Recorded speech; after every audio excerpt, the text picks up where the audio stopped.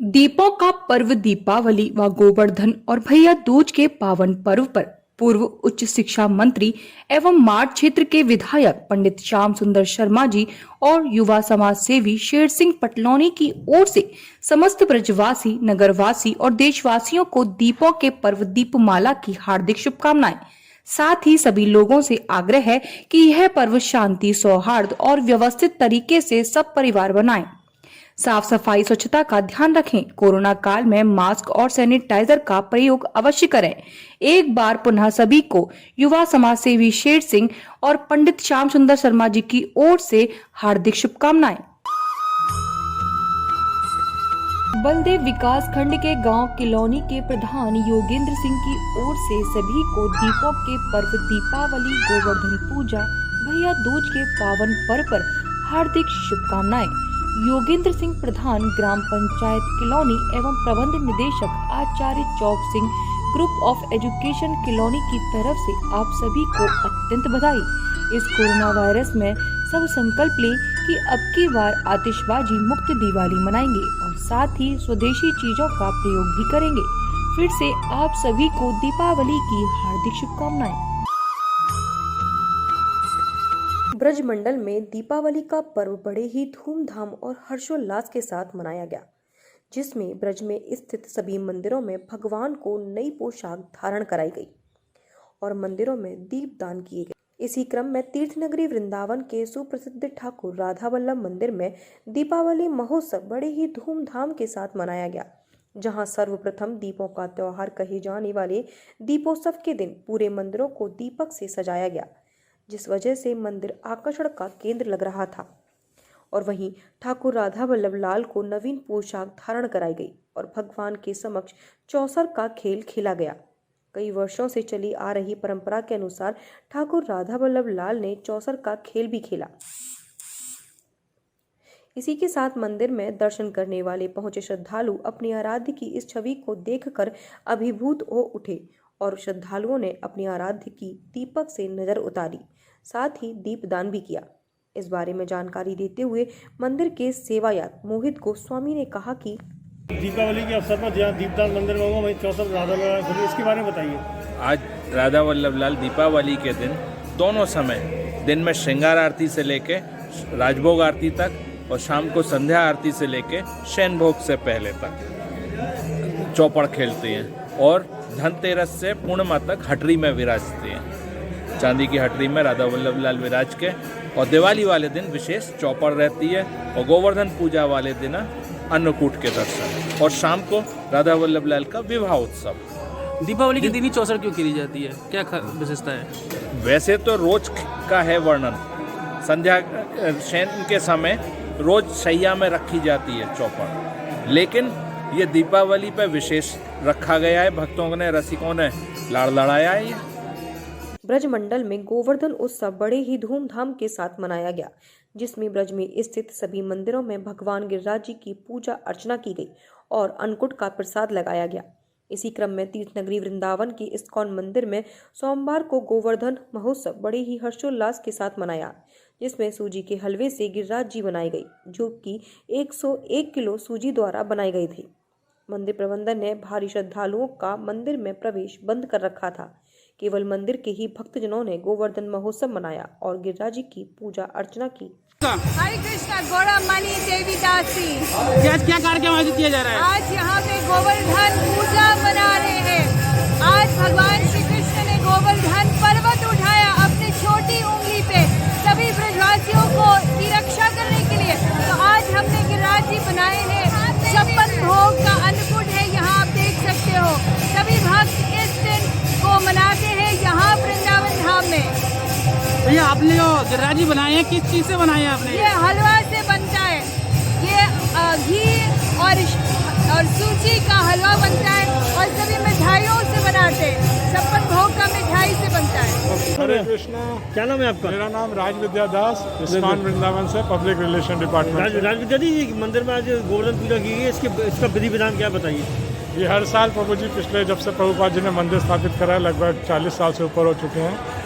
ये अन्नकूट महोत्सव गिरिराज जी का जो महोत्सव है मनाया जाता है और इसकी तैयारी बड़ी भव्य तरीके से होती है। लेकिन इस बार कोरोना के रहते हुए हमने थोड़ा इसको रिस्ट्रिक्टेड करा है। सरकार के जो नियम है उसको फॉलो करते हुए जनरल पब्लिक को इसमें हमने आमंत्रित करने का या भाग लेने का मौका नहीं दिया। बड़े दुर्भाग्य की बात है ये, परंतु जो भक्त लोग हैं जो मंदिर के, वो लोग इसमें भाग ले रहे हैं। और ये जो गोवर्धन है, ये लगभग 101 किलो देसी घी के हलवे, देसी घी से और सूजी से बनाया गया हलवा है। और उसमें बहुत तरह के ड्राई फ्रूट्स हैं। और इसमें आप अगर फ़ोटो देखेंगे, अगर हमारे वृंदावन टीवी पर या न्यूज़ पर आप देखेंगे, उसमें फल लगे हुए हैं, लगभग 400-500 किलो फल लगे हुए हैं, ड्राई फ्रूट्स लगे हुए हैं। इस तरह से ज़्यादा मतलब गिरिराज जी को हम भोग लगाते हैं, जिससे गिरिराज जी प्रसन्न हो और भक्तों पर अपनी कृपा दें।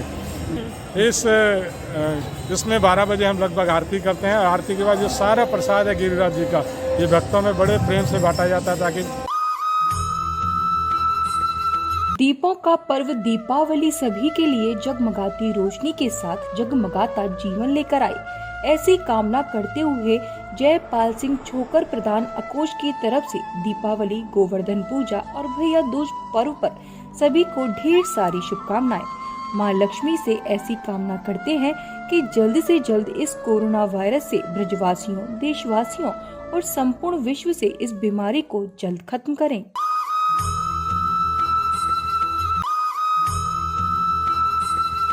एवर सिंह देशवार, सुभाष देशवार, सुरेश देशवार और विवेक देशवार HP फिलिंग स्टेशन बलदेव की तरफ से सभी ब्रजवासियों, नगरवासियों एवं देशवासियों को दीपावली, गोवर्धन पूजा एवं भाई दूज की ढेर सारी शुभकामनाएं। यह त्योहार आपके जीवन में एक नई उमंग लेकर आए, ऐसी मां लक्ष्मी से प्रार्थना करते हैं। फिर से आप सभी को दीपावली की हार्दिक शुभकामनाएं। पंच दिवसीय दीपोत्सव पर्व के अंतर्गत रविवार को धर्म नगरी मथुरा में गोवर्धन पूजन धूमधाम और हर्षोल्लास के साथ मनाया। वहीं इस अवसर पर पुष्टि मार्गी संप्रदाय के विश्व विख्यात ठाकुर श्री द्वारकाधीश महाराज के मंदिर प्रांगण में गोवर्धन तैयार कर विधिवत रूप से सेवायतों ने पूजा अर्चना की और प्रभु गोवर्धन महाराज का आशीर्वाद लिया और संपूर्ण विश्व को कोरोना वायरस की चपेट से मुक्ति दिलाने की कामना की गई। इस अवसर पर प्राचीन रीति के अनुसार मंदिर प्रांगण में गोबर से गोवर्धन का निर्माण किया। इसके मध्य से गौचरण कराते हुए प्रभु गोवर्धन महाराज का पूजन किया गया।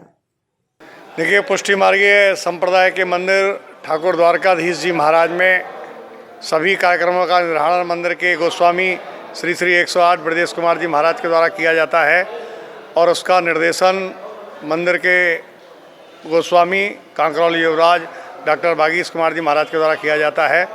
और आज गोवर्धन पूजा का कार्यक्रम ठाकुर मंदिर द्वारकाधीश में किया गया। चूँकि कोरोना काल है, इसलिए जनमानस के लिए उस कार्यक्रम को बंद किया गया था, क्योंकि आदमी का जीवन ज़्यादा इम्पोर्टेंट है। आज गोवर्धन पूजा का जो कार्यक्रम आप देख रहे हैं, भगवान कृष्ण ने अपने बाल्यकाल में ही इंद्र के अभिमान का दमन किया और ब्रजवासियों को यह एहसास कराया कि वह बालक नहीं, एक भगवान है। इंद्र ने कुपित होकर 7 दिन तक निरंतर ब्रजवासियों के ऊपर बरसात की। ब्रजवासियों की रक्षा के लिए भगवान ने अपनी कन्नी उंगली पर 7 दिन तक गोवर्धन पर्वत को उठाए रखा। उससे ब्रजवासियों को ये प्रतीत हुआ कि भगवान कृष्ण नहीं, ये तो वास्तव में कोई अद्भुत चमत्कार है। तो ठाकुर जी को सभी ब्रजवासियों के प्रति ऐसा भाव आया कि हम अपने घर से कुछ न कुछ बनाकर लाएं और ठाकुर जी को भोग धराएं। तो जिसे आप देख रहे हैं गोवर्धन पूजा, भगवान की अति प्रिय गाय, जिसमें हमारे ठाकुर मंदिर द्वारा जिसमें कल कांजगाई हुई, गाय आई, गाय के गोबर से गोवर्धन बनाया गया और विधि विधान से मंदिर के मुखिया जी और सभी उनके साथियों के द्वारा पूजन किया गया। तत्पश्चात ठाकुर जी को आज भव्य अन्नकूट मनोरथ शाम को कराया जाएगा, क्योंकि अन्नकूट से तात्पर्य यह है कि विभिन्न प्रकार की वस्तुओं को बना के ठाकुर जी को भोग रखाना, जिसमें सकड़ी प्रसाद भी है, अनसकड़ी प्रसाद भी है। और यह दर्शन पाकर लोग धन्य होंगे। भगवान ने एक अपना अद्भुत चमत्कार जो गोवर्धन पूजा के रूप में आज दिया है, ब्रजवासी उसी टाइम से और आज तक इस गोवर्धन पूजा और अन्नकूट महोत्सव को मनाते हैं। सरकार द्वारा शस्त्र रखने की इजाजत लाइसेंस मिलने के बाद मिलती है। वहीं लाइसेंस इसलिए दिए जाते हैं कि आप आत्मरक्षा में शस्त्र का प्रयोग सिर्फ हवाई फायर के रूप में प्रयोग करें। लेकिन कुछ लोग अवैध शस्त्र और लाइसेंस शस्त्र का प्रयोग गलत इस्तेमाल में करते हैं। ऐसा ही एक नज़ारा झांसी में देखने को मिला।